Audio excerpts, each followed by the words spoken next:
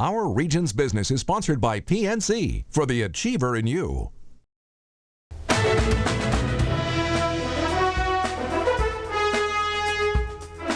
Spring's just around the corner, bringing to an end what's been a relatively mild winter. Of course, that's great news for homeowners and businesses who've paid less for energy. Not so great for gas companies who make their money by selling energy to keep us all warm.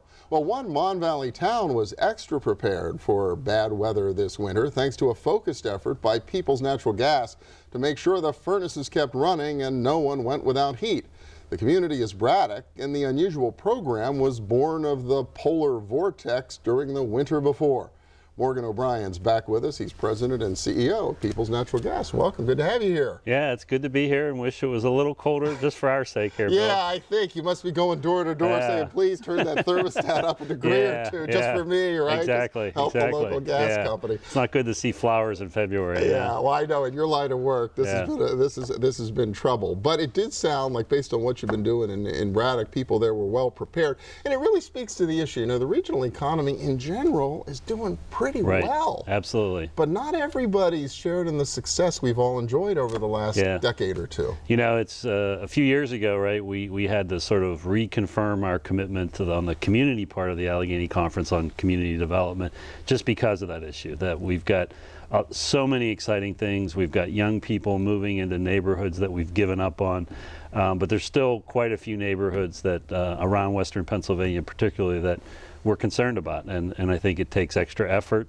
to make sure that we bring those folks along with us. And well, I know the Allegheny Conference adopted 7 communities through its Strengthening Communities Partnership. It sounds like to a degree Peoples Gas decided to adopt Braddock, a steel town. Yeah, and actually, you know, it's one of those communities that has some positive things going on. It's got great leadership and people within that community that are, you know, working together to try to overcome some issues. But like a lot of those, I'll call them older steel town communities especially, there's a lot of folks who still have a lot of challenges. So how did this work? What in particular did you wind up doing in Braddock that the company really hadn't done before? Yeah, and you know, it's ironic, but one of our biggest challenges is utilities, and I saw this in my days at Duquesne Light, and I see it on the gas side of it, is that we have programs that can help people who have challenges paying their bills.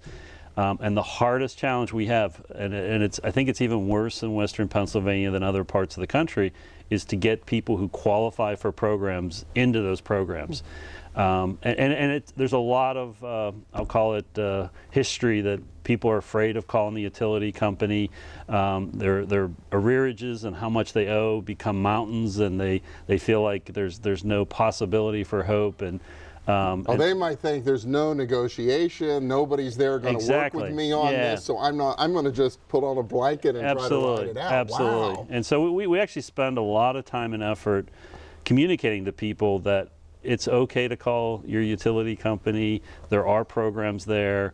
The sooner you call them, the better, because it only gets worse. The challenges become harder to overcome. And so Braddock was really an outreach discussion. We were having discussions around different communities to say, you know, what are sort of some of the focal points that we could literally open doors. And the focal point became the mayor of Braddock, John Fetterman. John Fetterman, yep. And very colorful mayor of Braddock. Very colorful mayor and passionate about Braddock. I mean, you know, we had one of him in every community, you know, things like this would be happening everywhere. But he literally volunteered when we talked about this challenge to say, I will go door to door in Braddock, and I won't take no for an answer, and I'll make sure everybody who qualifies for programs has the ability to get in those programs, and I won't leave till they've signed the papers and are in the program. And if you've met him, which I know you have, he's passionate, and he's physically large, and he knocks on your door. Makes an impression. Makes an impression, and he literally went door to door, and with our support, literally got people into programs. We have programs that fix people's furnaces who are in low-income challenges, and we literally put those programs together with him.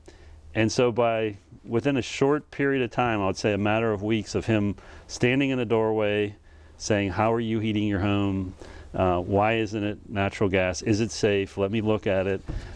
We had everybody in Braddock's heat on last winter with that polar vortex. Unbelievable. A really cold winter, and that meant they were very well prepared for the milder winter this year. And the best part, so the punchline after winter, we got a call from the mayor saying, I just want you to know, so not only were people warm during the winter and had access to programs that exist, there were no fires in Braddock from alternative heats, which is the #1 cause of winter fires, is people using, call it ad lib ways of trying to stay warm. Space heaters, logs of the fireplace, whatever it takes. Wow. And you know, so it was not only feeling good about keeping people warm, but the danger that people sometimes face because they don't know these programs are there. And so, you know, we've been telling this story to anyone who will listen, because it tells a bunch of things, right? That there are programs out there. People shouldn't be afraid to call the utility companies, both electric and gas, to get into those programs.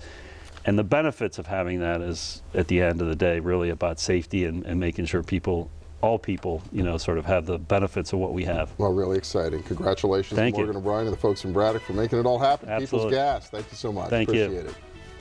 And we'll be back in a minute with a little dollars and cents. Stay with us.